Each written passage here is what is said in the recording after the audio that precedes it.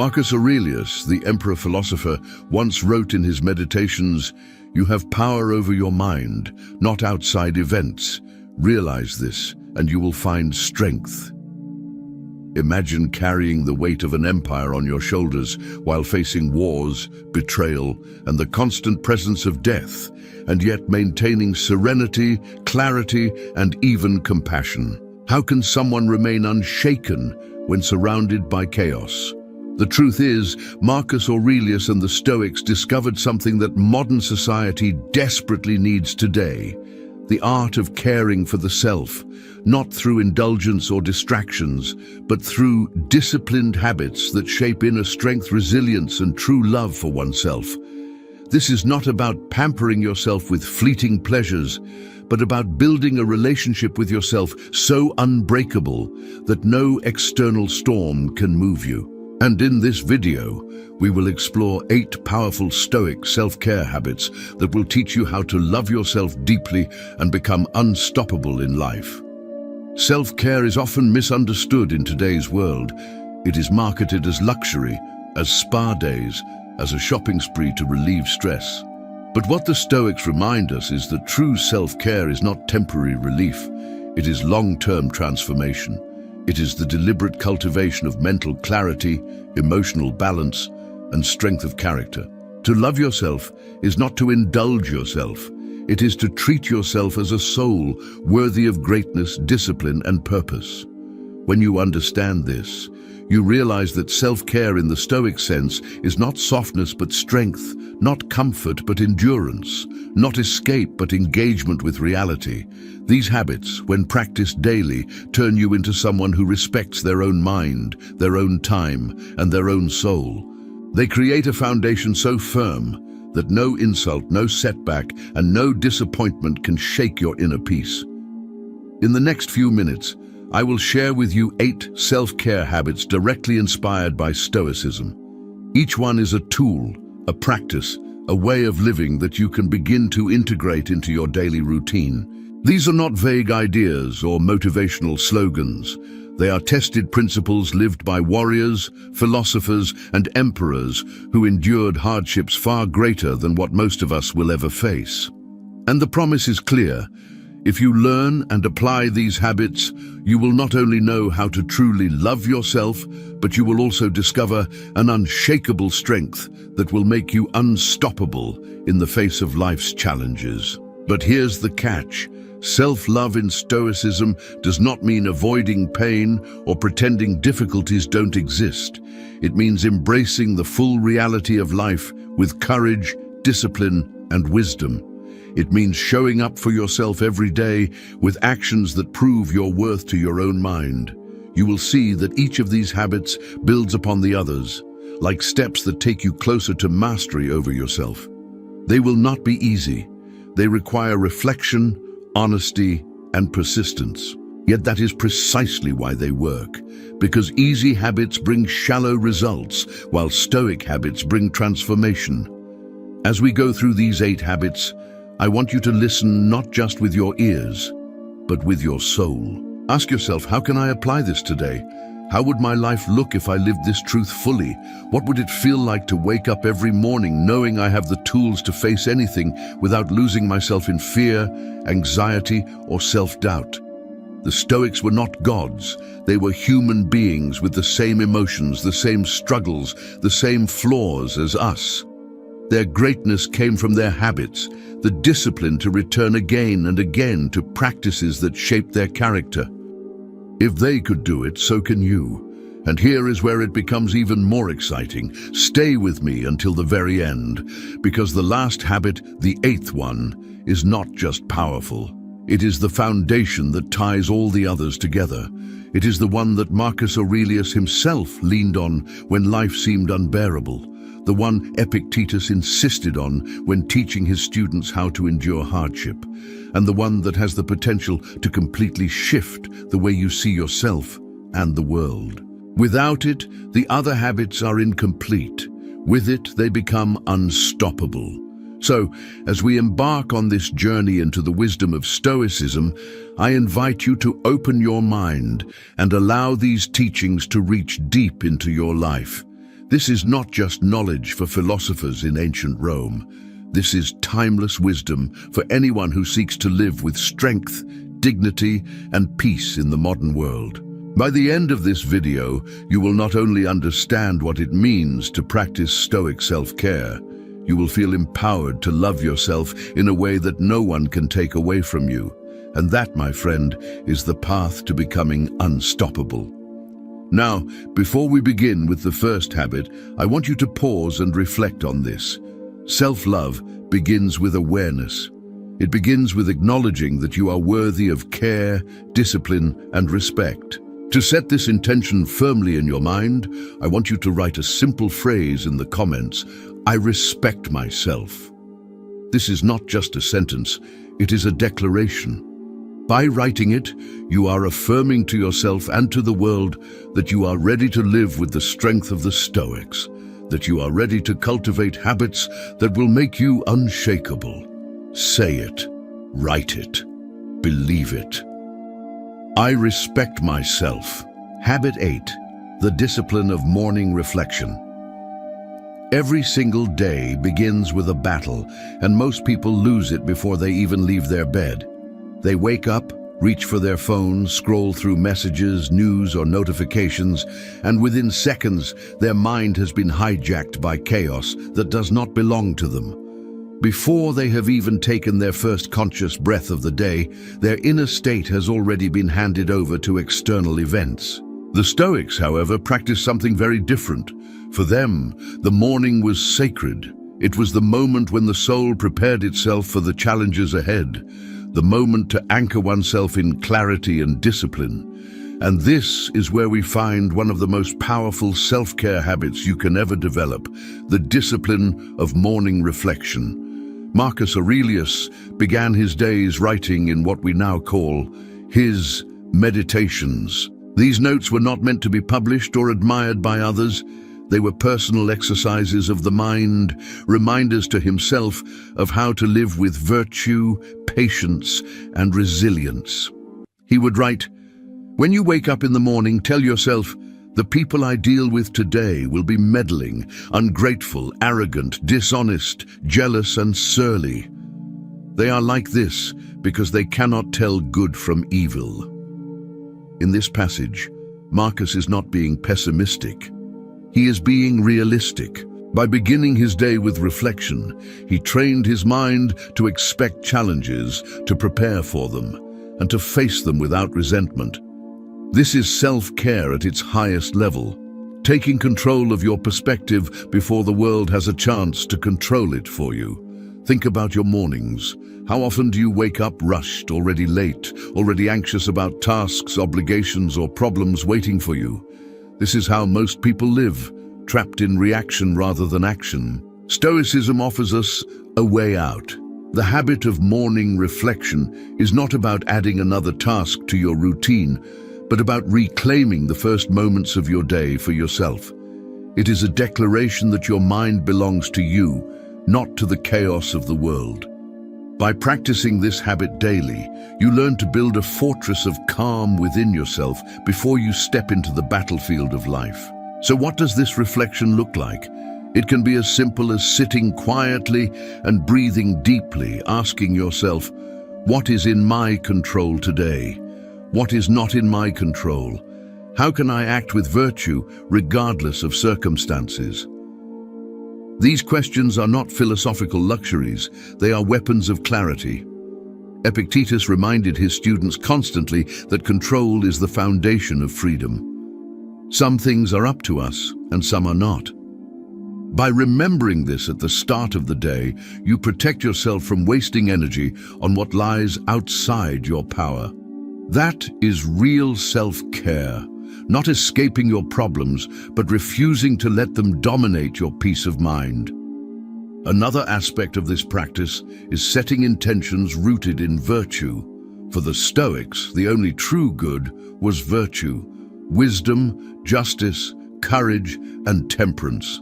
Imagine beginning your day by saying to yourself, "Today, I will seek wisdom in my choices. I will treat others with justice.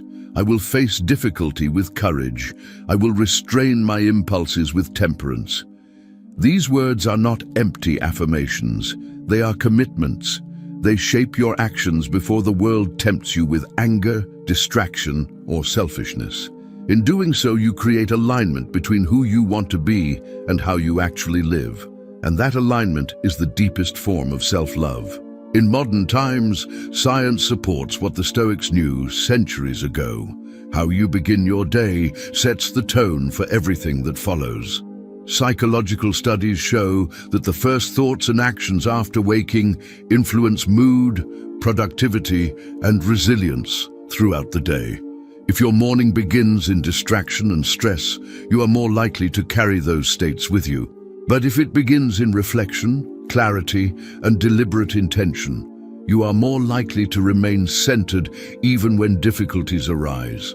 The Stoics did not have smartphones or social media, but their advice is more relevant than ever. They remind us that mornings are not just routines, they are opportunities to shape the entire day. Of course, this habit requires discipline. It is easier to scroll your phone than to face yourself. It is easier to avoid reflection than to confront your thoughts honestly. But the Stoics teach us that self-care is not about ease, it is about strength. Marcus Aurelius often wrote about the need to resist comfort and idleness. At dawn, when you have trouble getting out of bed, tell yourself, I am rising to do the work of a human being. For him, reflection was not a luxury, but a duty. And if the ruler of an empire could dedicate time each morning to prepare his soul, then surely we, with all our smaller distractions, can do the same. Let us imagine how this habit could transform your daily life. You wake up, resist the urge to check your phone, and instead sit quietly for a few minutes. You breathe deeply, you acknowledge that the day will bring challenges, and you remind yourself of what is within your control. You commit to acting with virtue no matter what. In that moment, you have already won a battle that most people do not even realize exists. You have chosen to care for your soul before the world tries to claim it. And throughout the day, when frustrations come, you will find yourself returning to that morning clarity, remembering, I knew this would happen, and I chose how I would respond. That is the power of reflection. It gives you freedom from surprise and strength in the face of adversity. There is also another layer to this practice: gratitude. The Stoics, though often portrayed as cold or detached, were deeply grateful for the gift of life. Seneca wrote, "It is not that we have a short time to live, but that we waste much of it." Every morning is a reminder that you have been given another chance to live, to learn, to serve, to grow. When you reflect in the morning, do not only prepare for challenges, also give thanks. Say to yourself, I did not earn this day, but it has been given to me. I will not waste it. I will live it with purpose. Gratitude is perhaps the highest form of self-care because it transforms your perception of life itself. Instead of seeing burdens, you begin to see opportunities. Instead of resenting obstacles, you begin to embrace them as teachers. You might be wondering, how long should this practice take? The truth is, it does not need to be long. Even 5 minutes of reflection can change everything. What matters is consistency. The Stoics believed that philosophy is not a theory to be studied once, but a practice to be repeated daily. Like training the body, training the mind requires regular exercise. Morning reflection is your mental workout. Over time, it strengthens your inner discipline until it becomes second nature. And remember, this habit is not about perfection.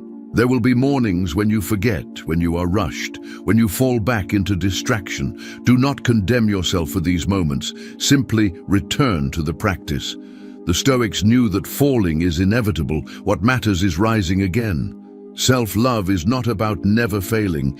It is about forgiving yourself and recommitting to the path.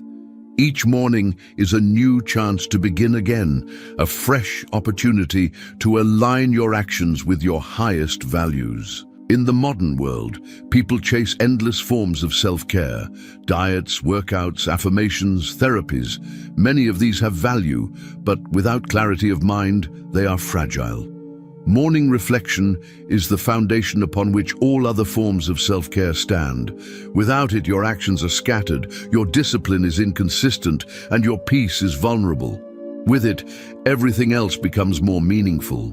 You do not just go to the gym, you train your body with purpose. You do not just eat healthy, you nourish your body with gratitude. You do not just face work, you embrace challenges as opportunities to live with virtue. This is why the Stoics saw reflection as essential, because it transforms every other part of life. At its core, the discipline of morning reflection is about love. Not the shallow love of indulgence, but the deep love of care and respect for your own soul. When you reflect, you are saying to yourself, I am worthy of this time. I'm worthy of clarity. I'm worthy of living with intention. That is not selfishness, it is strength. Only by grounding yourself in self-respect can you truly serve others, face challenges with dignity, and live fully. To love yourself in the Stoic sense is to treat yourself as someone worth preparing for greatness every single day. So when tomorrow morning comes, resist the noise. Resist the temptation to give your mind away before you have even claimed it. Sit quietly, reflect, remind yourself of what is in your control, commit to virtue and give thanks for the day ahead. Do this consistently and you will begin to notice a shift, not just in how you feel, but in how you live. You will walk through the world with calm, with strength, with unshakable peace, and that is the kind of self-care that lasts a lifetime. This is the 8th Stoic habit of self-care, the discipline of morning reflection. It is not glamorous, it is not easy, but it is powerful beyond measure. Begin with it, and you begin to transform not only your mornings, but your entire life. Habit 7. The art of saying no, guarding your time and energy. One of the greatest illusions of modern life is that we can do it all, please everyone, and still have time left to nurture ourselves. People chase endless commitments, fill their calendars with obligations, say yes to requests they do not care about, and sacrifice their energy for the sake of appearances. By the end of the day, they are drained, frustrated, and confused about why they feel empty. The Stoics, however, understood a truth that few dare to embrace. Your time and your attention are your most precious resources, and to waste them on trivial things is to betray yourself. Self-care, in the Stoic sense, requires the courage to say no, not from selfishness but from wisdom. This is the 7th habit, guarding your time and energy as if your life depended on it, because it does. Seneca, the Roman Stoic, wrote an essay titled On the Shortness of Life, De Brevitate Vitae. In it he warned that life is not truly short, but we make it so by wasting it. It is not that we have a short time to live, but that we waste much of it, he wrote. Think about that for a moment. Every hour you spend on meaningless distractions, every yes you give to someone who drains you, every commitment you accept out of fear or guilt, these are fragments of your life slipping away. Seneca argued that most people guard their money more carefully than their time. They become angry if someone steals from their wallet, but they allow anyone to steal their hours. The Stoic way is different. It demands that you treat time as the most sacred possession you have, because it is. In our modern world, this lesson is more urgent than ever. Notifications, emails, endless meetings, shallow conversations, and obligations pile up until you feel suffocated. People say yes to invitations they don't want, yes to work that adds no value, yes to relationships that harm their peace. They confuse busyness with meaning, noise with purpose.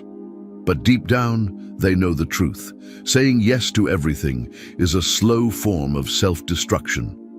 The Stoics would remind us that the art of living requires limits. To live well is to know what to accept and what to refuse, and refusing is not a weakness, it is a strength. So what does it mean, practically, To practice the art of saying no, it means first knowing your priorities. Epictetus reminded his students, if you wish to improve, be content to be thought foolish and stupid. What did he mean? That improvement requires sacrifice, and sacrifice often looks strange to others. If your goal is wisdom, peace, and virtue, then you must be willing to turn away from distractions, even if people criticize you for it. To say no is to disappoint others in order to remain true to yourself. It is to guard your inner citadel, as Marcus Aurelius described, so that your mind remains untouched by noise. Imagine this scenario. A friend invites you to an event you do not care about. Your instinct is to say yes, to avoid awkwardness. But deep down, you know this will drain you. The Stoic approach would remind you, your time is not infinite. Every yes is also a no to something else, perhaps to reflection, to rest, to meaningful work, or to time with someone who truly matters. When you say no, you are not rejecting the person. You are protecting your soul, and this is the highest form of self-respect. Another modern example, work. Many people drown in obligations because they cannot refuse tasks that are not theirs to carry. They fear saying no to a boss, a colleague, or even a client. But the Stoics would ask, what is in your control? Your time, your energy, your effort. If you give these away without wisdom, you are responsible for the waste. Seneca insisted that you should not surrender your time to others unless the exchange is meaningful, unless it aligns with virtue. Otherwise, you become a servant not of duty, but of distraction. This does not mean that Stoicism teaches selfishness or indifference. On the contrary, the Stoics valued service, justice, and contribution. But they also knew that service must come from strength, not exhaustion. You cannot care for others if you have abandoned yourself. To say no is not to withdraw from the world, but to choose wisely how you engage with it. Marcus Aurelius ruled an empire, yet he constantly reminded himself not to be consumed by trivial matters. He wrote, "Do not waste what remains of your life in speculating about your neighbors, unless with a view to some mutual benefit." In other words, do not waste your time on gossip, on judgment, on what does not serve virtue. Apply this to modern life, and the meaning is clear. Cut out the noise, focus on what matters. But how do you actually practice this habit? The first step is awareness. Begin noticing where your time goes. Keep track of how many hours you spend on your phone, on social media, on conversations that add no value. See how often you agree to things you do not want, and ask yourself why. Is it fear of rejection? Desire to be liked? Insecurity about standing firm? Once you see these patterns, you will understand that saying no is not just about time, it is about identity. Every time you say yes to something meaningless, you betray your own values. Every time you say no with wisdom, you strengthen your character. The second step is courage. Saying no is uncomfortable. It may disappoint others. It may make you appear strange. But Epictetus warned us long ago, if you want to live differently, you must be willing to appear different. And courage is a form of self-care, because it frees you from the chains of approval. To say no is to affirm, my life is my own, my time is mine to spend with wisdom. The third step is discipline. It is not enough to say no once. You must practice it daily. You must guard your time like a warrior guards a fortress. Every distraction, every meaningless commitment is like an enemy at the gates. If you let them in, they will consume you. But if you remain vigilant, if you filter what deserves your energy, you will remain free. And this freedom is not cold detachment. It is the space to live fully, to love deeply, to act with virtue. Think again of Seneca's words. Life is long if you know how to use it. How much of your life could you reclaim if you mastered this habit? Imagine the hours you would save by refusing gossip, shallow entertainment, unnecessary obligations. Imagine the energy you would preserve by saying no to negativity, to toxic people, to distractions that lead nowhere. That time could be invested in reflection, in meaningful work, in true relationships, in the pursuit of wisdom. That energy could be directed toward growth, resilience, and peace. Saying no is not about deprivation, it is about liberation. In the modern world, many people confuse busyness with success. They fill their schedules to appear important, but the Stoics would see this as slavery.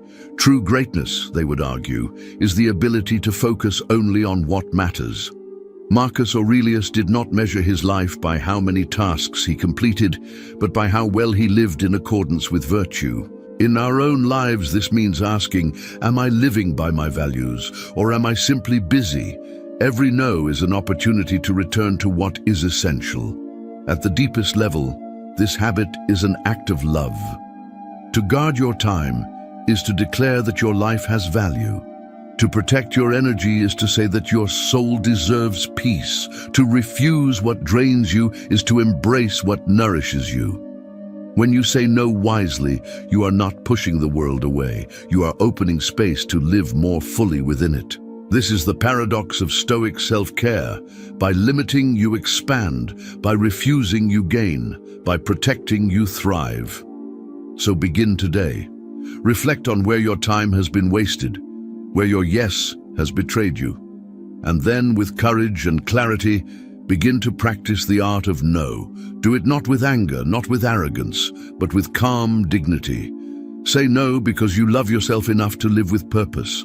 Say no because your time is sacred. Say no because the Stoics have shown us that to live well is not to do everything, but to do the right things with intention. This is the 7th Stoic habit of self-care, the art of saying no.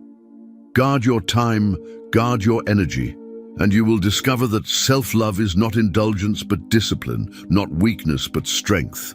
And in that strength, you will become unstoppable. Habit 6, practicing voluntary discomfort, building strength through challenge. Most people today live in pursuit of comfort. They want soft beds, convenient food, instant entertainment, and quick solutions to every inconvenience. Modern society is built on the promise that life should be easy, effortless, and free of hardship. And yet, paradoxically, the easier life becomes, the weaker we feel. Anxiety rises, depression grows, and resilience diminishes. Why? Because human beings are not designed to thrive in constant comfort. The Stoics understood this 2,000 years ago, and they warned us that without challenge, without discomfort, the soul atrophies. True self-care, they argued, requires voluntary discomfort, a deliberate practice of stepping into difficulty in order to build strength, courage, and resilience. This is the 6th Stoic habit, to seek discomfort before life forces it upon you, so that when challenges come, you will already be prepared. Seneca wrote about this practice with clarity. In his letters, he advised his friend Lucilius to regularly practice living with less, wear rough clothing, eat simple food, drink water instead of wine, and sleep on the floor. He would ask, "Is this what I feared?" The purpose was not self-punishment or deprivation, but preparation. By exposing himself to discomfort voluntarily, he trained his mind to see that hardship is not unbearable, that life without luxury is still life worth living. When real misfortune arrived, he would already be ready because he had practiced. This is the essence of Stoic self-care, not waiting for adversity to break you, but building strength in advance. In our modern world, this lesson is more relevant than ever. We live surrounded by abundance, but abundance has made us fragile. We panic when the Wi-Fi stops working, when our favorite food is unavailable, when the air conditioning fails. Small inconveniences feel like disasters because we have trained ourselves to expect constant ease. The Stoics would shake their heads at this fragility. They would remind us, Life will not always be soft. Illness, loss, and struggle will come. And if you have never trained your body or mind to endure discomfort, you will collapse when they do. Voluntary discomfort is not about suffering unnecessarily. It is about building the muscles of resilience so that when real pain arrives, you are not destroyed by it. How does this look in practice? It could be as simple as fasting for a day, skipping a meal to remind yourself that hunger will not kill you. It could be taking a cold shower, feeling the shock of water against your skin, and learning that you can breathe through discomfort. It could be choosing to walk instead of drive, to sleep on a harder surface, to give up luxuries temporarily. Each act of voluntary discomfort is like lifting a weight for the soul.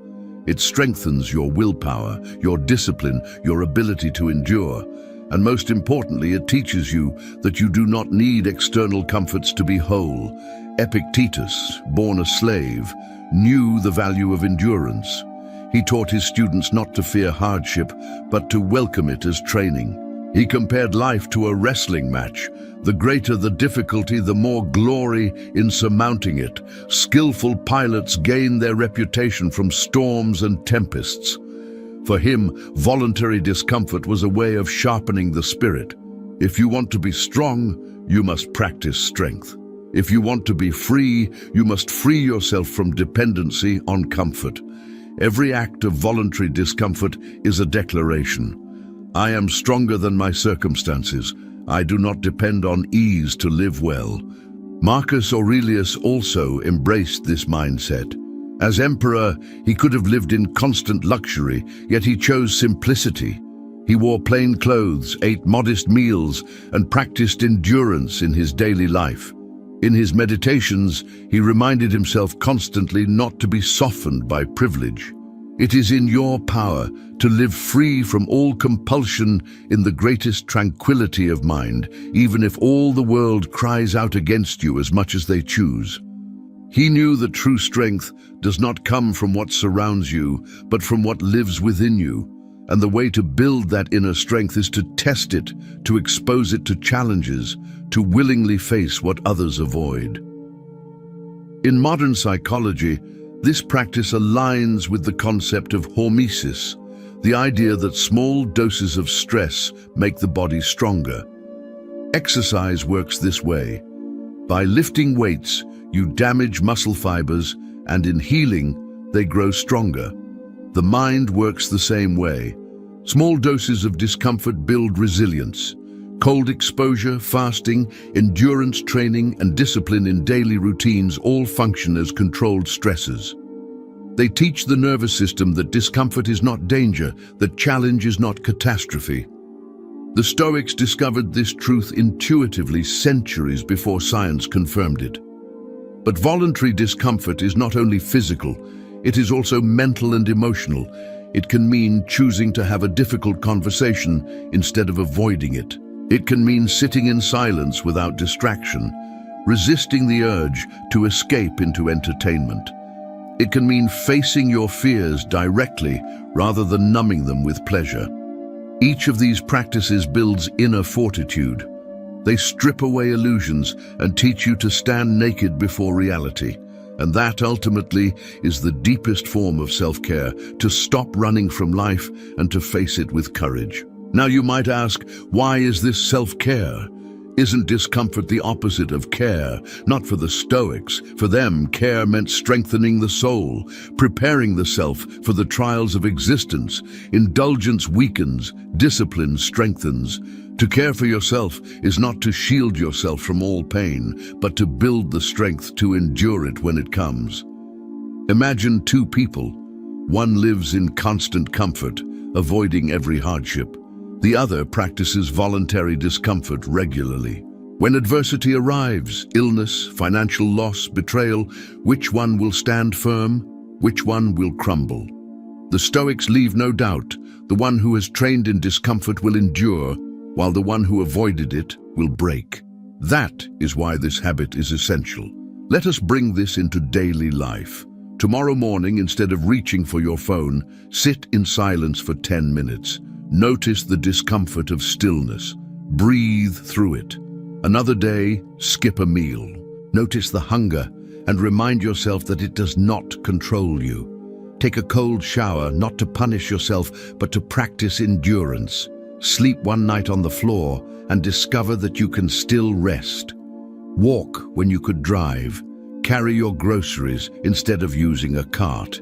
Each of these acts is small, but together they build a spirit that is unbreakable. They teach you to stop fearing discomfort, and in doing so, they free you from dependency. Seneca wrote, "Set aside a certain number of days, during which you shall be content with the scantiest and cheapest fare, with coarse and rough dress, saying to yourself all the while, 'Is this the condition that I feared?'" This is not about deprivation. It is about liberation. When you realize you can endure hunger, cold, discomfort, or fatigue, you free yourself from fear.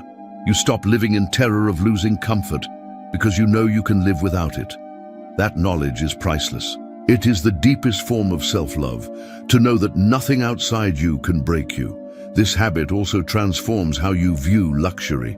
When you practice voluntary discomfort, you stop taking comforts for granted. A warm bed feels like a gift. A meal tastes like a feast. Simple pleasures shine more brightly. Discomfort teaches gratitude. Instead of chasing more, you begin to appreciate what you already have. And gratitude, as the Stoics remind us, is the foundation of joy. Epictetus often told his students not to complain about what they lacked, but to give thanks for what they had. Voluntary discomfort sharpens that perspective. It turns every comfort into a blessing. Of course, this habit must be practiced with wisdom. The Stoics did not advocate for constant suffering or self-destruction. The goal is not to harm yourself, but to train yourself. Voluntary discomfort is a tool, not an obsession. Too much, and it becomes pride or self-punishment. But practiced with balance, it becomes strength. It is a reminder, repeated again and again, that you are capable of enduring more than you think, that your worth is not tied to comfort, that your happiness is not dependent on ease. At its core, voluntary discomfort is an act of love toward your future self. It is the gift of resilience, the preparation that ensures you will not collapse when storms arrive. To love yourself in the Stoic sense is to train yourself for reality, not to hide from it. The world will test you. Pain, loss, and struggle are guaranteed. The only question is, will you be ready? By practicing discomfort now, you answer yes. You say, "I am ready, I have trained, I can endure." This is the sixth Stoic habit of self-care, practicing voluntary discomfort. It may feel unnatural in a world addicted to ease, but it is a path to strength, freedom, and peace. By embracing discomfort willingly, you build a soul that is unshakable. And that, in the end, is the truest form of self-care. Habit 5. Journaling with brutal honesty, the mirror of the Stoic mind. The modern world is overflowing with noise. Social media feeds, constant notifications, endless conversations, and a flood of opinions leave very little room for silence or self-reflection. People scroll endlessly, consume without pause, and live in a constant state of distraction. They know the lives of celebrities more than they know their own minds. They have data but not wisdom, activity but not clarity. And yet, the Stoics remind us that one of the greatest acts of self-care is to pause, turn inward, and face the truth of who we are. Not the polished version we show to the world, not the edited highlights we post online, but the raw, unfiltered self. The fifth Stoic habit of self-care is the practice of journaling with brutal honesty, a habit that Marcus Aurelius himself used daily, and one that remains a timeless tool for self-discovery and resilience. When you open the Meditations of Marcus Aurelius, you are not reading a book written for an audience. You are reading a diary. You are witnessing a man wrestling with his weaknesses, reminding himself of his duties and confronting his flaws. He wrote not to impress, but to discipline his mind. He admitted his frustrations, his temptations, his disappointments. He reminded himself to be patient, to avoid anger, to act with justice. His words were private exercises, mirrors in which he saw his own soul. And that is the true purpose of Stoic journaling, not to record events, but to refine the self. Seneca also encouraged this practice. At the end of each day, he would review his actions, asking himself, what weakness did I overcome? What impulse did I resist? In what way am I better? This was not an exercise in self-condemnation, but in self-correction. He treated himself like a student under constant training, always measuring progress, always striving to improve. Epictetus taught the same principle. Philosophy is not about theories, but about practice, and practice requires constant self-examination. To the Stoics, journaling was not a luxury but a discipline. It was a form of daily accountability to one's own soul. In today's world, journaling has become fashionable, but often it is reduced to shallow affirmations or pretty notebooks filled with inspirational quotes. Stoic journaling is different. It is not about creating something beautiful. It is about confronting the truth. It is not about writing what you wish were true, but about facing what is true. To practice this habit, you must write with brutal honesty. You must admit your failures, your fears, your vices. You must strip away excuses and look at yourself clearly. And in that act of truth-telling, you begin to transform. Why is this self-care? Because nothing is more harmful than self-deception. If you lie to yourself about who you are, if you avoid looking at your flaws, you will never grow. Self-care is not about comforting illusions. It is about giving yourself the gift of clarity. Journaling with honesty is like cleaning a wound. It may sting, but it prevents infection. It forces you to face reality so you can act wisely. It protects you from drifting blindly into habits that weaken you. It keeps you awake to your own life. Imagine ending your day with this practice. You sit down with a notebook, away from distractions. You write, what did I do well today? Where did I fail? What did I fear? Where was I unjust? Where was I courageous? What temptations did I give into? Where did I live according to my values and where did I betray them? This is not a performance. No one will see these words but you. This is not about judgment. It is about understanding. When you put your thoughts on paper, they become clear. The fog of self-justification fades, and you see yourself as you are. And that clarity is the foundation of self-improvement. Modern psychology confirms what the Stoics practiced. Studies show that journaling reduces anxiety, improves focus, and strengthens emotional regulation. Writing about your thoughts organizes them. It creates distance between you and your emotions, allowing you to observe them without being overwhelmed. When Marcus Aurelius wrote, he was not trying to eliminate anger by force. He was observing it, questioning it, and reminding himself of a better path. This is cognitive therapy centuries before the term existed. The Stoics discovered that writing is thinking made visible. And once thoughts are visible, they can be shaped. But the key is honesty. Many people journal, but they filter. They write what they think they should feel, not what they actually feel. They hide even from themselves. This is useless. The Stoics would tell you, write as if you were confessing to the gods. Hide nothing. Admit everything. If you were petty, admit it. If you were cowardly, admit it. If you were unjust, admit it.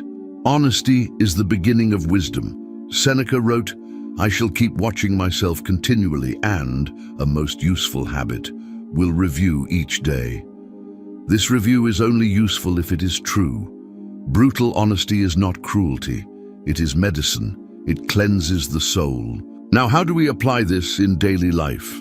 Start small. Each night, take 10 minutes. Write down your actions, your thoughts, your struggles. Ask yourself, did I act with wisdom today? Did I treat others with justice? Did I show courage in difficulty? Did I restrain my impulses? These are the 4 Stoic virtues: wisdom, justice, courage, temperance, and they are the compass of your life. By measuring yourself against them daily, you ensure that your life is moving in the right direction. This is not about perfection, it is about progress. Even small improvements, noticed and written down, accumulate into transformation. There will be days when you do not want to face yourself, days when you would rather avoid the page because you know the truth will sting. These are the days when journaling matters most. The Stoics did not avoid discomfort, they embraced it. To write honestly about your flaws is uncomfortable, but it is also liberating. Once you face the truth, it loses power over you. Once you name your weakness, you can begin to change it. Avoidance is slavery. Honesty is freedom. Journaling also strengthens gratitude. When you write about your day, you begin to notice small blessings. A kind word, a moment of peace, the simple gift of being alive. Marcus Aurelius often reminded himself, "When you arise in the morning, think of what a precious privilege it is to be alive, to breathe, to think, to enjoy, to love." By reflecting daily, you train your mind to see not only your flaws, but also your fortunes. This balance, honesty about struggles and gratitude for blessings, creates a life of depth and resilience. And perhaps most importantly, journaling creates continuity. Days pass quickly, and without reflection they blur together. Years vanish, and people wonder where their lives went. But a journal becomes a record of growth. It shows you where you were, how you struggled, how you improved. It reminds you that change is possible, that progress is real. It keeps you connected to your own journey. This is why Marcus Aurelius's meditations still inspire us today. His private reflections became timeless wisdom because they captured the daily battle of a soul striving to live well. Your journal may never be read by others, but it will be your compass, your mirror, your guide. At its core, journaling with brutal honesty is an act of self-love. It is saying to yourself, "I care enough to know the truth. I respect myself enough to face reality. I love myself enough to grow." It is not indulgence, it is discipline. It is not flattery, it is truth. And truth, as the Stoics remind us, is the path to freedom. So tonight, before you sleep, open a notebook. Write not what you think you should, but what is real. Admit your flaws, celebrate your progress, commit to your virtues. Do this every day, and you will begin to see a transformation, not sudden, not dramatic, but steady and unshakable. You will know yourself deeply, and in knowing yourself, you will learn how to love yourself. This is the fifth Stoic habit of self-care. Journaling with brutal honesty, the mirror of the Stoic mind. Habit 4, mastering the art of negative visualization, preparing the mind for life's blows. Most people live as if tomorrow is guaranteed. They assume health will remain, loved ones will always be near, opportunities will continue to appear, and comforts will never be taken away. They cling to possessions, relationships, and circumstances as if permanence were the natural order of life. And then, when reality strikes, when illness comes, when a loved one dies, when fortune shifts, they are shattered, overwhelmed by grief, fear, and despair. The Stoics saw this mistake clearly. They understood that much of human suffering comes not from what happens, but from being unprepared for it. To them, true self-care was not blind optimism, but sober preparation. This brings us to the fourth Stoic habit of self-care, the practice of negative visualization, or premeditatio malorum, the premeditation of evils.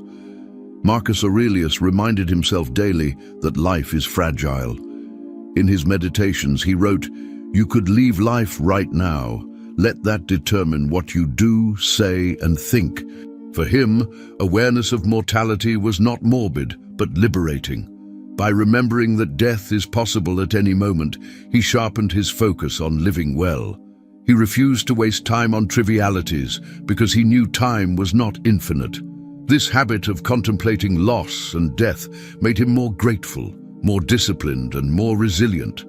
It was a form of mental armor, protecting him from shock when misfortune came. Seneca described the same practice. He advised his students to imagine in advance the losses and hardships life might bring, not to dwell in misery, but to train the soul.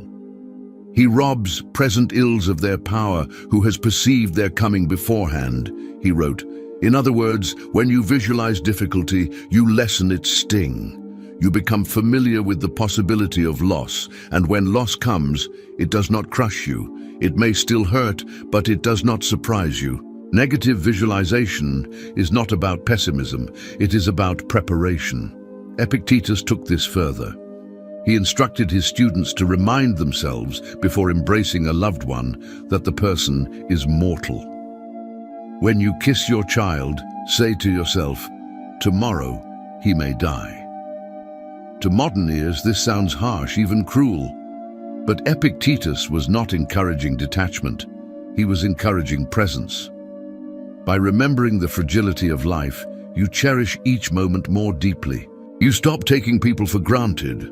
You love them not with complacency, but with urgency. This is the paradox of negative visualization. By contemplating loss, you increase appreciation. By imagining death, you enrich life. In the modern world, this habit is almost entirely absent. We are taught to avoid thinking about death, to hide from it, to treat it as taboo.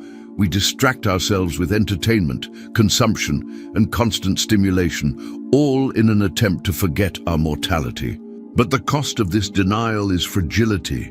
When reality inevitably breaks through, when illness, aging, or loss appear, we are devastated.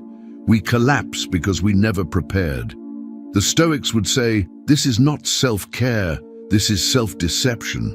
True care is not shielding yourself from reality, but strengthening yourself to face it. How do we practice this habit today? Begin small. Each morning, take a few minutes to imagine something going wrong in your day. Imagine being insulted, facing a delay, losing an opportunity. Ask yourself, if this happens, how will I respond with wisdom, courage, and calm? This is not catastrophizing, it is rehearsal. You are training your mind to remain steady, no matter what occurs. When the insult comes, you will be ready. When the delay happens, you will not be shaken. You have already lived it in your mind. Extend this further. Imagine the loss of comfort, losing your job, your home, your possessions. Ask yourself, if this happened, what is still within my control? How can I still live with virtue? You will discover what the Stoics knew, that while externals may be taken, your character remains yours. Your ability to act with wisdom, justice, courage, and temperance cannot be stolen. By practicing loss in your imagination, you strengthen your grip on what truly matters. And yes, practice the hardest visualization of all, the mortality of yourself and those you love. Do not turn away from it, sit with it. Imagine that this day could be your last or theirs. Let the weight of that thought sink in, not to paralyze you, but to wake you up. When you see your loved ones, cherish them more. When you live your day, waste less time. When you speak, speak with kindness, because you may not have another chance. Far from making you gloomy, this habit makes you more alive. The Stoics did not fear death because they faced it daily in their minds. They used it as a compass, pointing them toward what truly mattered. Modern psychology echoes this practice. Research shows that contemplating mortality increases gratitude, strengthens relationships, and clarifies values. People who practice mortality salience exercises, reflecting on the fact that life is limited, report greater appreciation for life and a stronger focus on meaningful goals. What the Stoics intuited centuries ago is now confirmed by science. Remembering death is not destructive, it is transformative. But many resist this practice because it feels uncomfortable, and that is precisely why it works. Comfort breeds complacency. Discomfort sharpens awareness. When you practice negative visualization, you are inoculating yourself against despair.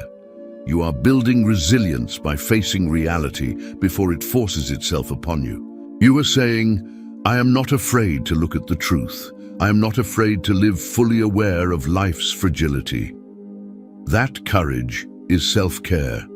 It is the care of a soul that refuses to be fragile. Let's consider an example. A person loses their job unexpectedly.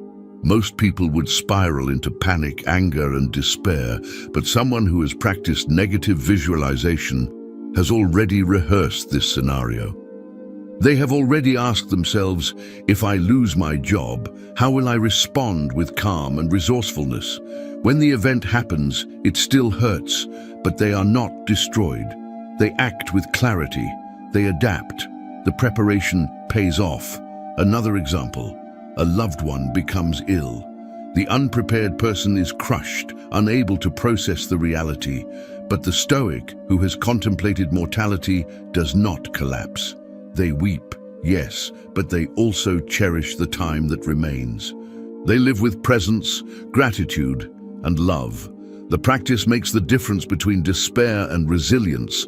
This habit also transforms daily annoyances. Traffic, delays, insults. These are small things, but they often ruin people's moods. A Stoic who has practiced negative visualization expects them. When they arrive, they are no surprise. Marcus Aurelius would remind himself daily that people would be rude, selfish, or ungrateful. By anticipating it, he disarmed their power. Imagine living this way today, expecting the rudeness and therefore refusing to be offended, expecting delays and therefore remaining patient, expecting setbacks and therefore persevering calmly. This is the freedom of preparation. At its core, negative visualization is not about imagining misery for its own sake. It is about perspective. By contemplating loss, you learn what is truly valuable. By facing death, you learn how to live. The Stoics understood that life's fragility is not a curse, but a gift. It is the very thing that makes life meaningful. To ignore this truth is to live shallowly. To embrace it is to live deeply. So tonight, before you sleep, take a few moments. Close your eyes and imagine, what if this were my last day? What if tomorrow did not come? What would I regret? What would I cherish? Let these thoughts guide you, not into fear, but into gratitude and urgency. Write them down if you can. Use them as fuel to live with greater intention. Do this daily, and you will notice a shift. You will stop wasting time. You will stop clinging to trivialities. You will begin to live with clarity, courage, and love. This is the fourth Stoic habit of self-care, mastering the art of negative visualization. It is not gloomy. It is not pessimistic. It is powerful. By preparing your mind for life's blows, you make yourself resilient. By contemplating loss, you deepen love. By remembering death, you learn how to live, and in that practice, you discover the deepest form of self-care, a soul unshaken by fate, and a life lived fully, without regret. Habit 3. Cultivating emotional control, becoming master of your reactions. One of the greatest challenges of human life is not what happens to us, but how we respond. Events are unpredictable, people are difficult, circumstances shift without warning, and yet most people live like puppets pulled by invisible strings. An insult arrives, and they erupt in anger. A delay occurs, and they drown in frustration. A disappointment comes, and they collapse in despair. In this way, they surrender their peace to every passing event. But the Stoics believed that true freedom comes from emotional control. The ability to govern your inner world even when the outer world is chaos. This is the third Stoic habit of self-care, cultivating emotional control so that you are no longer a slave to circumstances, but a master of your reactions. Epictetus taught this principle with relentless clarity. Born a slave, He knew firsthand what it meant to have no control over external events, but he also discovered a truth so powerful that it became the foundation of Stoicism. It's not what happens to you, but how you react to it that matters. He insisted that while external events lie outside our power, our judgments and responses are always within our control. If you train yourself to control your reactions, you cannot be harmed, not truly, not in your soul. This insight is the essence of Stoic emotional mastery. Marcus Aurelius echoed this in his meditations. Again and again, he reminded himself that the mind has the power to reinterpret events. If you are distressed by anything external, the pain is not due to the thing itself, but to your estimate of it. And this you have the power to revoke at any moment. For Marcus, emotional control did not mean suppressing feelings, but reframing them. He acknowledged the anger, the grief, the fear, but he reminded himself that these emotions arise from judgments, and judgments can be changed. To master emotions is to master interpretation. Seneca also gave practical guidance on this. He warned against being carried away by the first wave of emotion. Anger, he wrote, is like a fire. Once it spreads, it consumes everything. The key is to pause before reacting, to let the first surge pass, and to choose a deliberate response. The greatest remedy for anger is delay, he said. Emotional control, therefore, is not about being cold or inhuman. It is about inserting space between stimulus and response.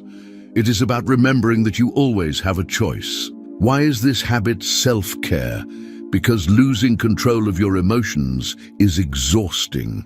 Anger drains energy, anxiety clouds judgment, despair paralyzes action. Each time you allow yourself to be tossed around by emotions, you weaken your inner fortress. Emotional control, on the other hand, preserves energy, sharpens clarity, and sustains peace. To love yourself is to protect your mind from being enslaved by impulses. It is to refuse to hand your inner state over to every insult, setback, or disappointment. It is to claim ownership of your soul. In modern life, this lesson is desperately needed. We live in a culture that encourages emotional reactivity. Social media thrives on outrage, news feeds are designed to provoke fear, and entertainment glorifies drama. People are rewarded for quick, emotional responses rather than thoughtful, measured ones. But this constant reactivity leaves people fragile, anxious, and easily manipulated. The Stoics offer a radical alternative: calm presence. Imagine scrolling through your feed without being provoked. Imagine receiving criticism without anger. Imagine facing disappointment without despair. This is the power of emotional control. It makes you free in a world designed to enslave your attention and emotions. How can we cultivate this habit? The first step is awareness. Begin to notice your triggers. What events or words immediately spark anger, fear, or frustration? Observe them without judgment. Epictetus would say, when something happens, remind yourself, it is not the thing that disturbs me, but my opinion about it. When you see this clearly, you begin to separate the event from your interpretation. That separation creates freedom. The second step is practice. Start with small situations. Someone cuts you off in traffic. A co-worker makes a rude comment. Your plans are delayed. Instead of reacting instantly, pause. Take a breath. Ask yourself, is this within my control? If not, why waste energy? How would Marcus Aurelius respond? How would a wise person see this? With practice, you train your mind to insert calm between stimulus and response. This pause becomes your superpower. The third step is reframing. The Stoics were masters of reinterpretation. They would take adversity and see it as training. Marcus Aurelius wrote, "The impediment to action advances action. What stands in the way becomes the way." Instead of seeing obstacles as threats, he saw them as opportunities to practice virtue. You can do the same. When frustration arises, see it as a chance to practice patience. When fear arises, see it as a chance to practice courage.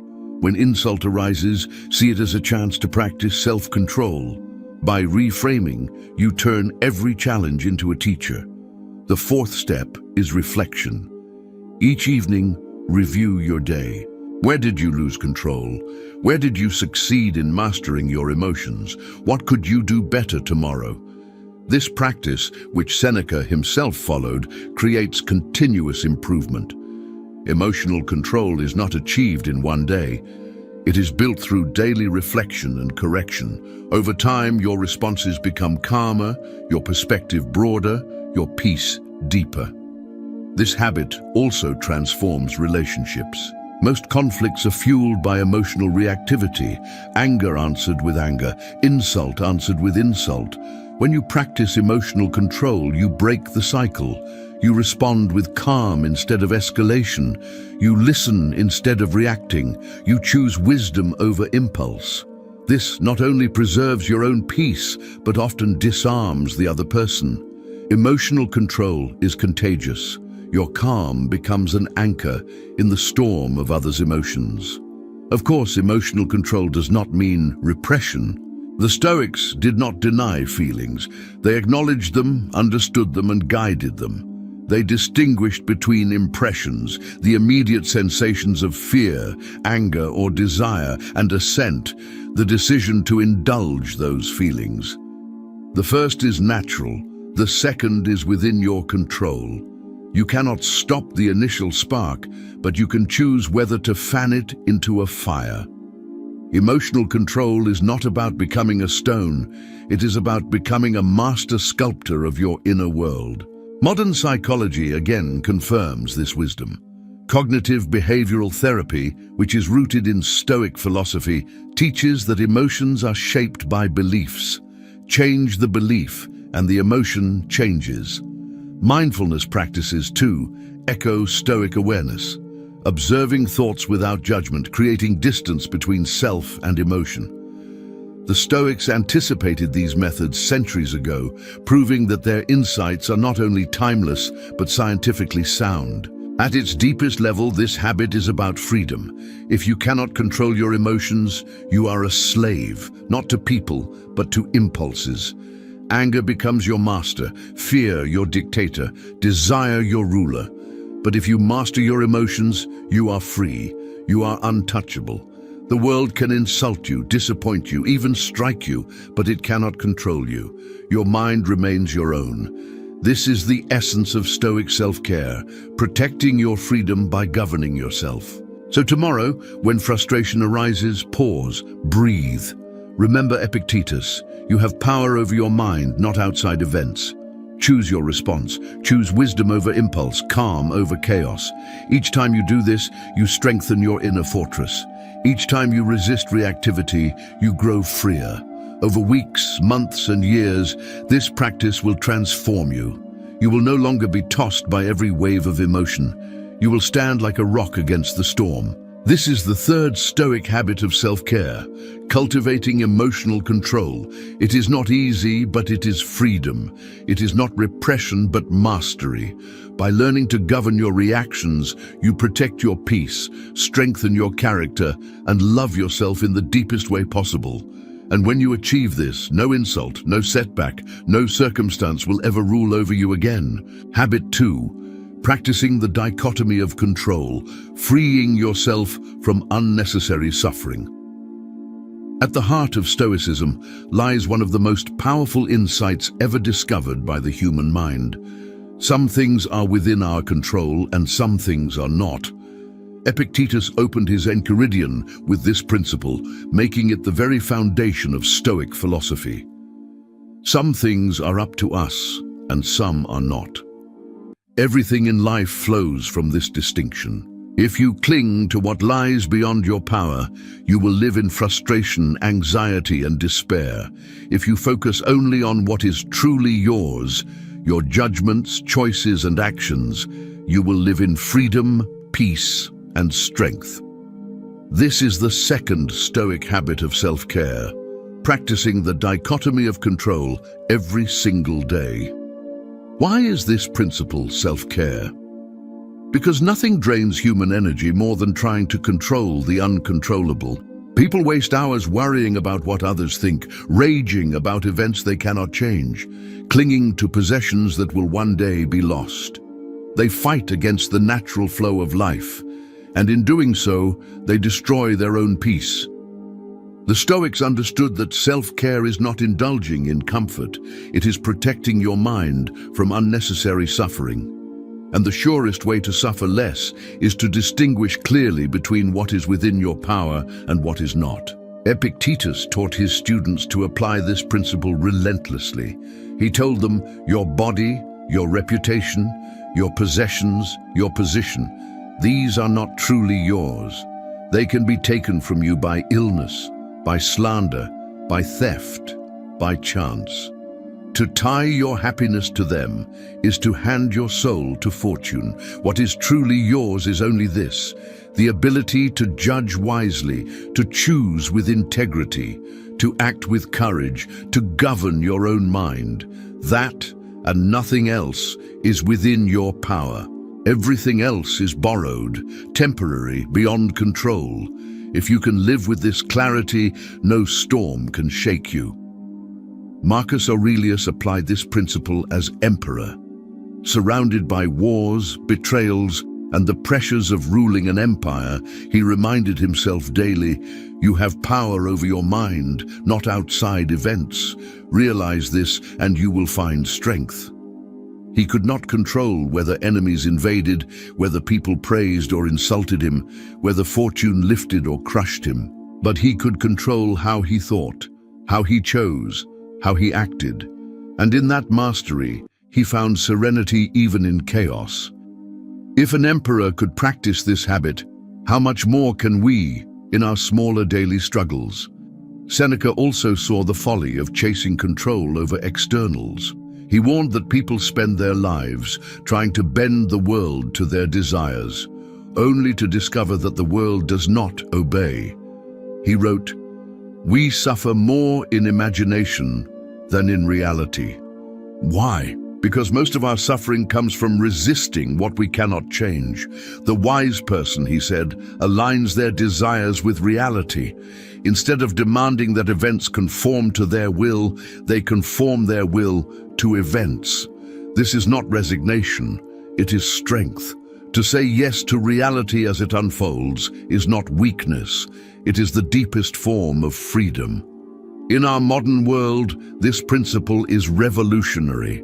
We live surrounded by forces outside our control: politics, economy, environment, other people's opinions, even the algorithms of social media that decide what we see. Many collapse under the weight of trying to control these forces. They rage at news headlines, obsess over likes and followers, worry endlessly about the future. But none of these things lie fully within their power.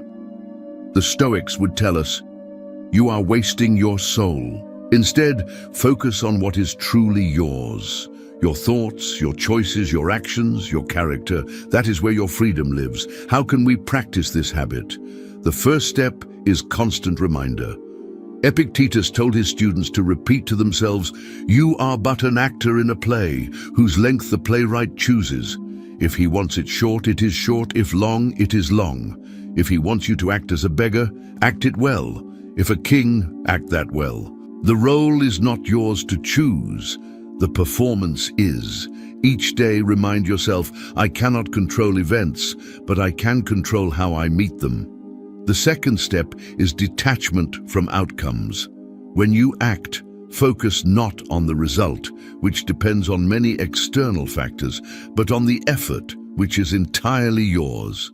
Marcus Aurelius put it simply, do not seek for things to happen the way you want them to. Rather, wish that what happens happen the way it happens, and you will be happy. In modern terms, do your best and release the rest. The outcome is not your domain, the effort is. The third step is discipline in desire and aversion. Epictetus warned, "Do not desire what is not yours. Do not fear what is not yours." If you desire approval, you make yourself a slave to others. If you fear death, you make yourself a slave to fortune. Instead, desire only virtue, because virtue is always within your control. Fear only dishonor, because dishonor is always your choice. By training desire and aversion, you align yourself with reality. You stop chasing illusions and you stop fearing shadows. The fourth step is reflection. Each evening, ask yourself, where did I waste energy today on things beyond my control? Did I worry about others' opinions?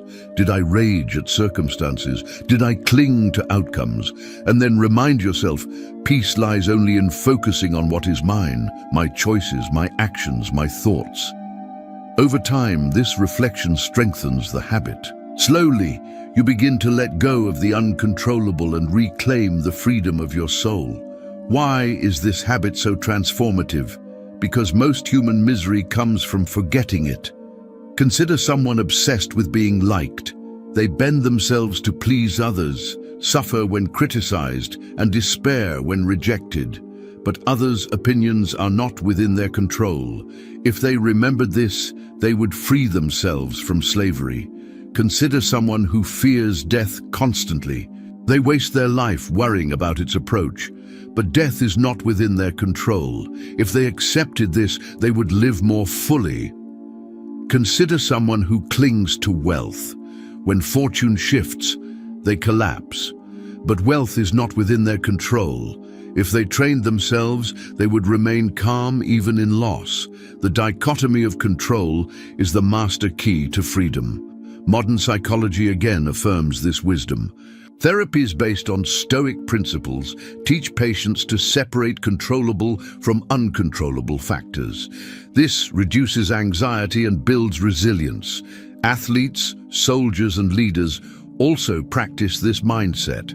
Focus on effort, release outcome. Science confirms what the Stoics lived. Clarity about control reduces stress and increases performance.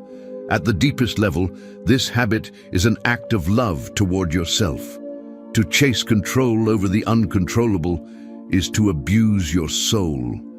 To free yourself from that burden is to care for your soul. Imagine how peaceful life becomes when you stop trying to control others, stop clinging to outcomes, stop raging at fate. Imagine the energy you save, the calm you gain. This is not passivity, it is power. It is the power to act with full effort and no fear. It is the power to live aligned with reality. It is the power to love yourself enough not to waste your life in futile struggle. So tomorrow, when you face events beyond your control, pause, breathe. Remind yourself, this is not mine. What is mine is my judgment, my choice, my action, and then act with wisdom, courage, justice, and temperance. Do this daily, and you will discover a freedom that no one can take from you. This is the second Stoic habit of self-care, practicing the dichotomy of control. It is the shield that protects you from unnecessary suffering, the compass that guides your life, the foundation of freedom. Master it, and you will love yourself enough to live unshaken in a world of uncertainty. Habit 1. Living according to virtue, the highest form of self-care. All the habits we have explored, morning reflection, guarding your time, voluntary discomfort, journaling, negative visualization, emotional control, and the dichotomy of control, are powerful on their own. Each one strengthens the soul and protects the mind. But the Stoics did not see these practices as ends in themselves. They were tools, training methods, steps on a greater path. And that path, the very heart of Stoicism, is virtue. For the Stoics, virtue was the only true good. Wealth, health, status, pleasure, these could be useful, but they were not good in themselves because they depended on fortune. Virtue, on the other hand, depended entirely on you. It was always within your control. To live with virtue was to live in harmony with reason, nature, and the deepest part of your soul. This is the first and most powerful Stoic habit of self-care, living according to virtue. Marcus Aurelius wrote in his Meditations, "If at some point in your life you should come across anything better than justice, truth, self-control, courage, embrace it with all your heart. But if nothing presents itself that is superior to these, then don't turn away from them." For Marcus, virtue was not an abstract ideal. It was the measure of every choice. Justice, wisdom, courage, and temperance, these four virtues were the pillars of his life. He knew that if he acted according to them, he could never be harmed in his soul, no matter what happened around him, and that for him was true freedom. Seneca also placed virtue at the center of his philosophy. He reminded his readers that self-indulgence, luxury, and pleasure often lead to slavery because they make us dependent on what is fragile. "No man is free who is a slave to his body," he wrote. For Seneca, freedom and happiness came only from virtue. He believed that to live without self-discipline, without justice, without wisdom, was to betray oneself. Virtue was not a decoration for life, it was the essence of life. Epictetus, perhaps more than any other Stoic, made virtue practical. He told his students, "It is not events that make men, but their principles." He insisted that philosophy was not about clever arguments, but about daily living. Don't explain your philosophy, embody it. For him, virtue was self-care because it aligned you with reality. When you lived justly, you respected others. When you lived courageously, you faced hardship without fear. When you lived with temperance, you mastered your desires instead of being mastered by them. When you lived with wisdom, you saw clearly what mattered and what did not. To live without virtue was to live blind and enslaved. To live with virtue was to live free and whole. Why is virtue the ultimate form of self-care? Because it cares for the deepest part of you, your soul. Self-care is often misunderstood as pampering, indulgence, or escape, but the Stoics saw the soul as the true self and virtue as its nourishment. Without virtue, no amount of comfort can give you peace. With virtue, no amount of hardship can take away your dignity. To live according to virtue is to give yourself the gift of integrity, and integrity is the foundation of love for oneself.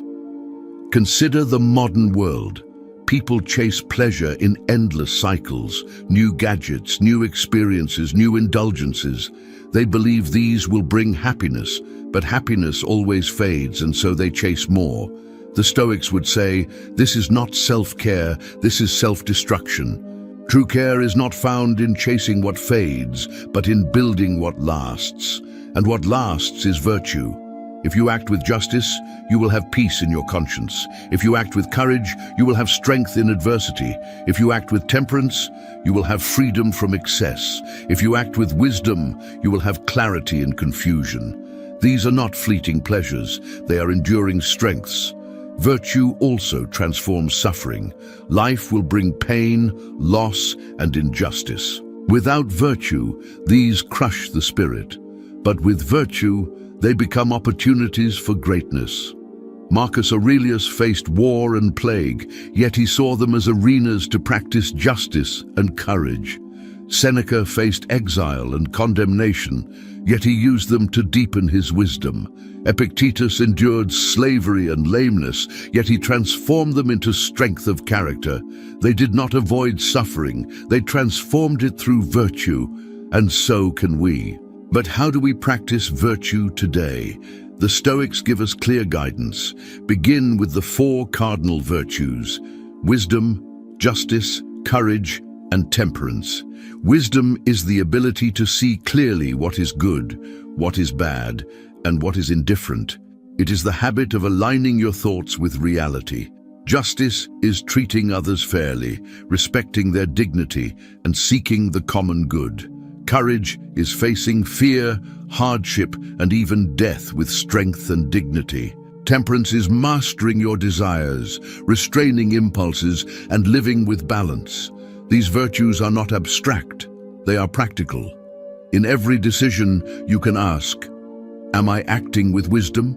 Am I treating others with justice? Am I facing this with courage? Am I practicing temperance? These questions become your compass. Self-care through virtue also means rejecting hypocrisy. Many preach values they do not live. The Stoics warned against this. Philosophy is not words, it is deeds. To live according to virtue is to align your actions with your principles, even when it is difficult, even when no one is watching. This alignment creates integrity, and integrity is peace. To betray your values for comfort is to wound your soul. To live by your values, even in hardship, is to honor yourself. That is true self-love. Another dimension of virtue is universality. The Stoics believed that virtue connects us to others. Marcus Aurelius reminded himself, "What injures the hive injures the bee." Justice means recognizing that your good is tied to the good of others. Self-care is not selfishness. It is strengthening yourself so you can contribute to the world. By living with virtue, you do not only care for your own soul, you become a source of strength for others, and this, in turn, deepens your own peace. Modern psychology again affirms this. Studies show that people who live with integrity, who act according to values, report greater well-being and resilience. They suffer less from regret, anxiety, and inner conflict. They face adversity with greater strength. In other words, virtue is not only a philosophical ideal, it is a psychological necessity. The Stoics saw this centuries ago and lived it. But practicing virtue requires vigilance. Every day, temptations arise to act unjustly, to avoid courage, to indulge desire, to abandon wisdom. The Stoics knew this.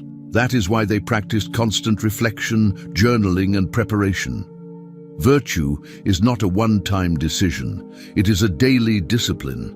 It is built choice by choice, moment by moment, until it becomes your nature.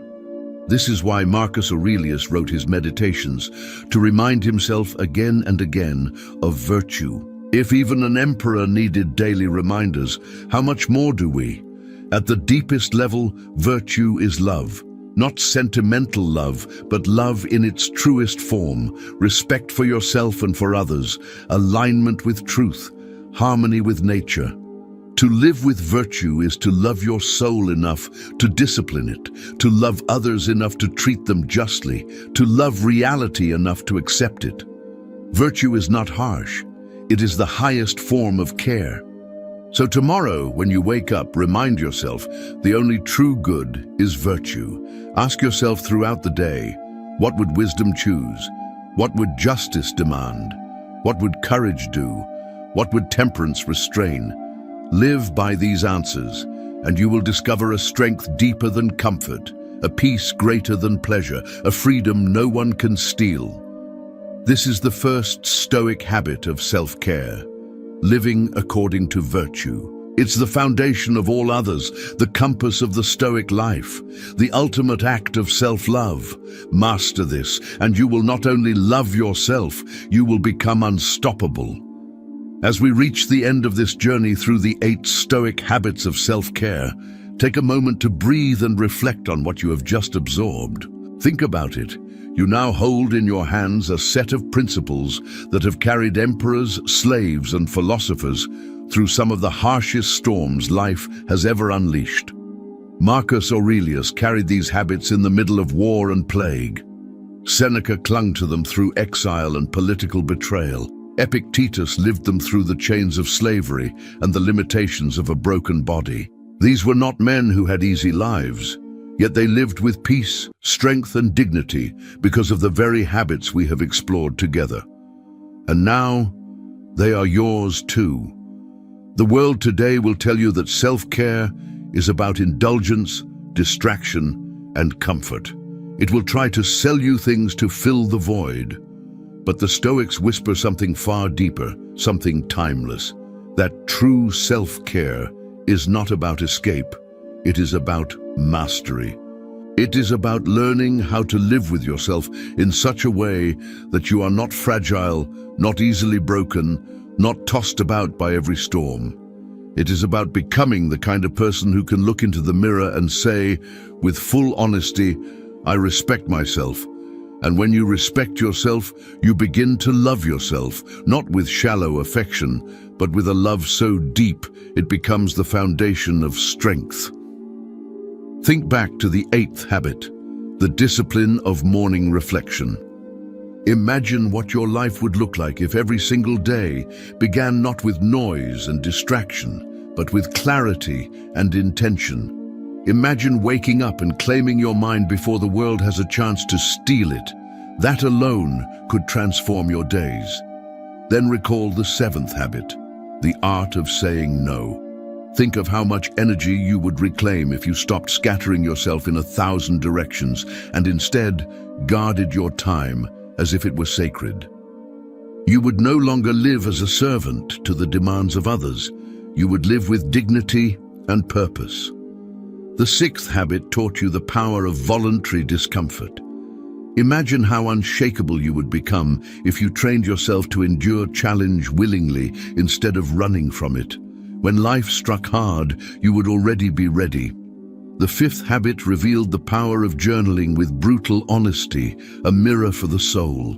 With it, you would see yourself clearly, confront your flaws without fear, and celebrate your progress without arrogance. This practice alone could reshape your character. The 4th habit, the art of negative visualization, taught you how to prepare your mind for life's blows, turning fear into gratitude, fragility into resilience. The 3rd habit showed you how to master your emotions, to become free from the slavery of anger, fear, and despair. The 2nd habit, the dichotomy of control, gave you the master key to freedom, to stop wasting your soul on what you cannot change, and to focus entirely on what is within your power. And finally, the 1st habit, the most powerful of all, to live according to virtue. Wisdom, justice, courage, and temperance, these are not just words, they are the very foundation of a life that cannot be broken. All of this points to a single truth. Self-care, in the Stoic sense, is not luxury, it is responsibility. It is the duty you owe to yourself to cultivate your soul, to guard your mind, to shape your character.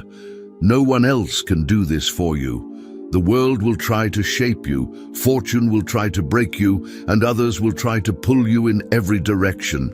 But in the end, it is your discipline, your choices, your habits that will decide who you are.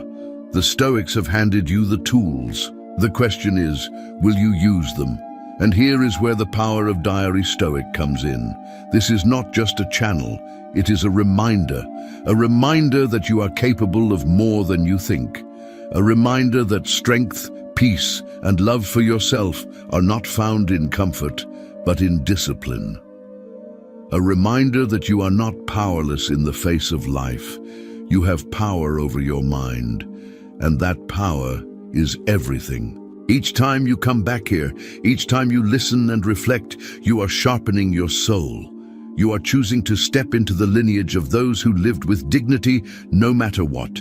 You are saying to yourself, I am ready to live with intention. But let's be honest, this path is not easy. These habits require effort. They will ask you to wake up earlier, to resist impulses, to face discomfort, to write honestly, to reflect deeply.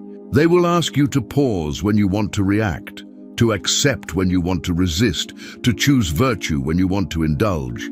They will not flatter you. They will not comfort you. They will not give you shortcuts. But that is why they work. Because what is easy rarely lasts, and what is difficult often transforms. The Stoics did not promise comfort, they promised strength. And strength is what you need if you want to love yourself fully and become unstoppable. Imagine yourself 1 year from now if you live these habits daily. You wake up and begin with reflection, setting your mind like a warrior preparing for battle. You guard your time, saying no to what weakens you and yes only to what strengthens you. You practice discomfort, training your soul to be resilient. You journal each night with honesty, confronting yourself and growing steadily.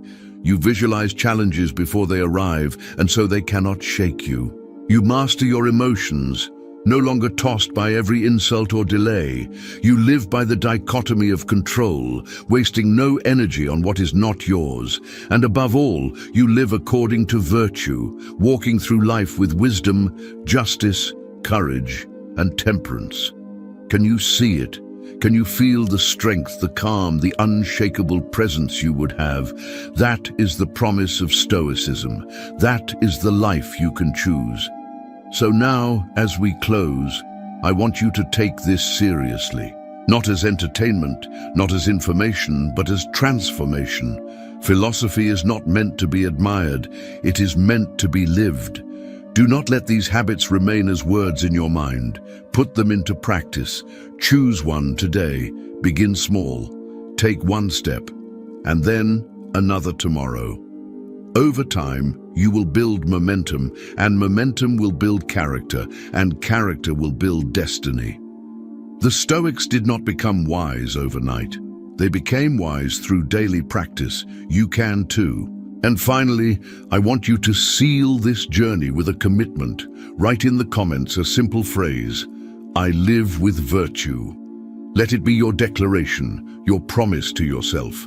Say it not lightly, but with intention. Each time you write it, you remind yourself of who you are becoming.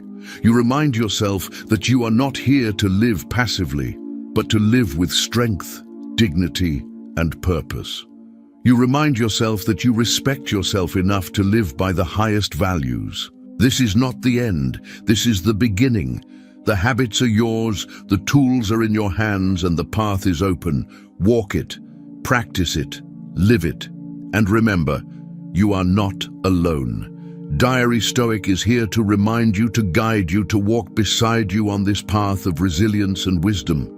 Together, we keep alive the wisdom of Marcus Aurelius, Seneca, and Epictetus, not as history, but as living truth. So take a breath, feel the strength of what you have learned, and step forward into your life with courage. Love yourself by disciplining yourself, respect yourself by mastering yourself, care for yourself by living with virtue. This is the way of the Stoics. This is the way to become unstoppable. And this, my friend, is the way to truly live.